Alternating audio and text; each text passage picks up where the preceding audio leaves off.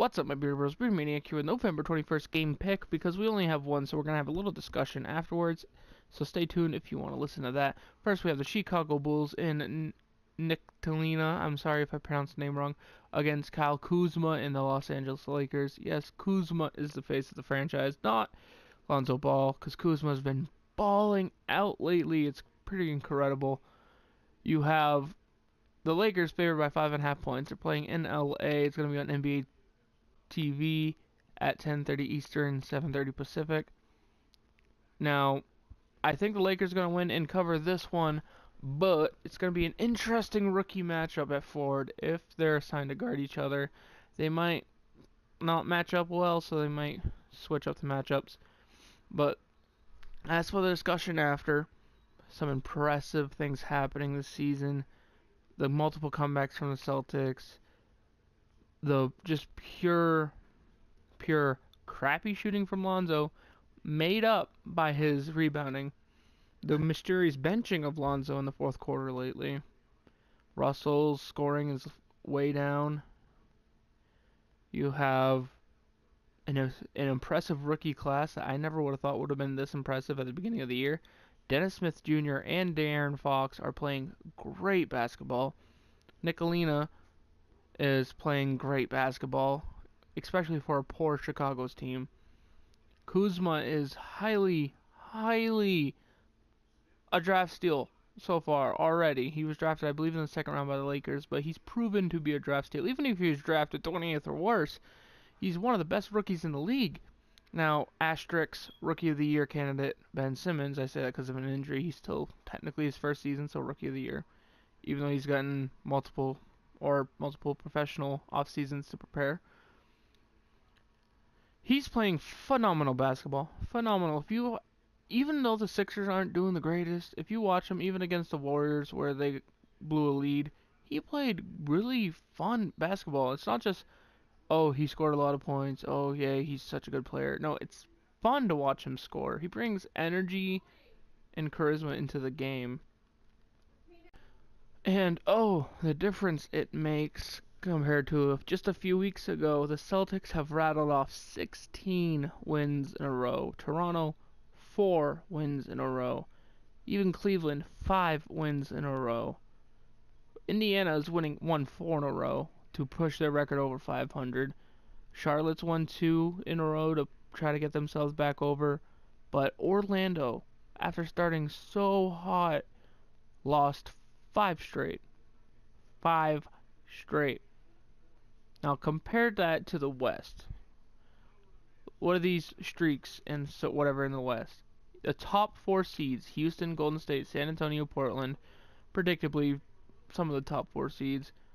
They've all won 2 straight. Look at the other 4 playoff teams currently. Minnesota lost 2. Denver won 1. New Orleans won 1. Memphis lost 5. Memphis went from 7-4 to 7-9. Does the loss of Mike Conley affect that at all? Probably. He does bring a lot of heart to the team. But it's so neck and neck, at least streak-wise. The most disappointing one, obviously, Clippers lost 9 straight after starting 5-2.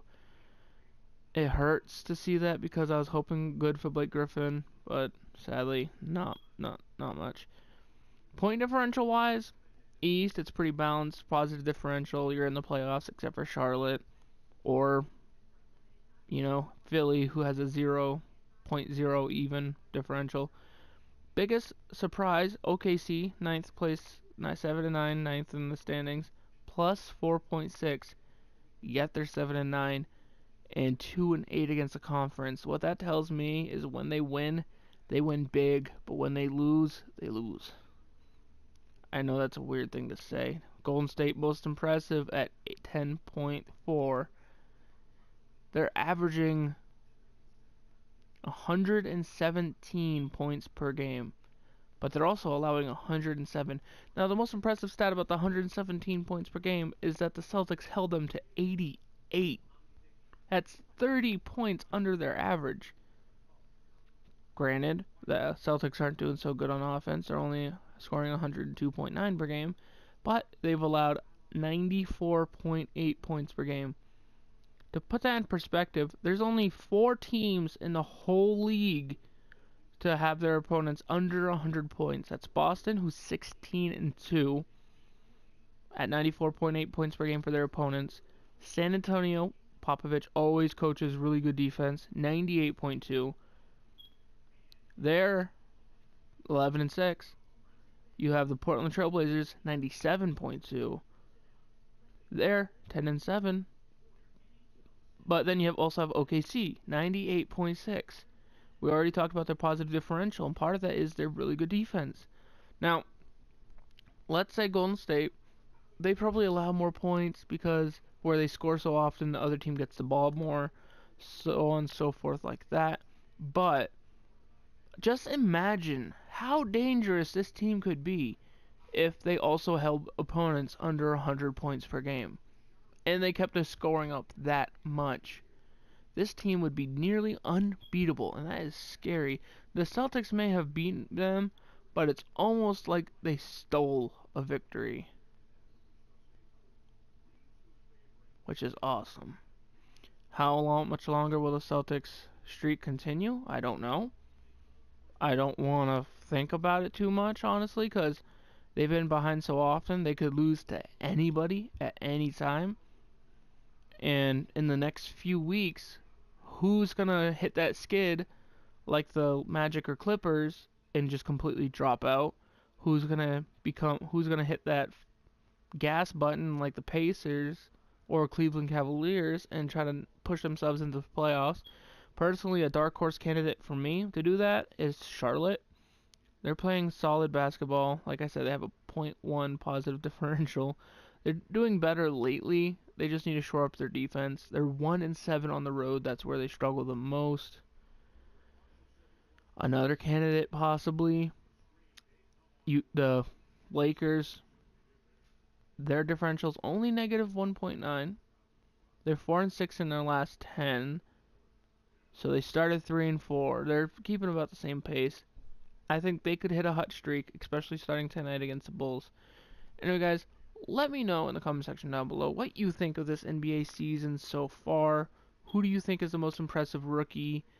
I think expectation-wise, it's Kuzma. Overall, it's probably, for me, close between Ben Simmons and Jason Tatum, just because how easy Tatum's making it look when he does do what he does. And let me know what you think. Leave a comment down below, and I'll see you tomorrow. Peace.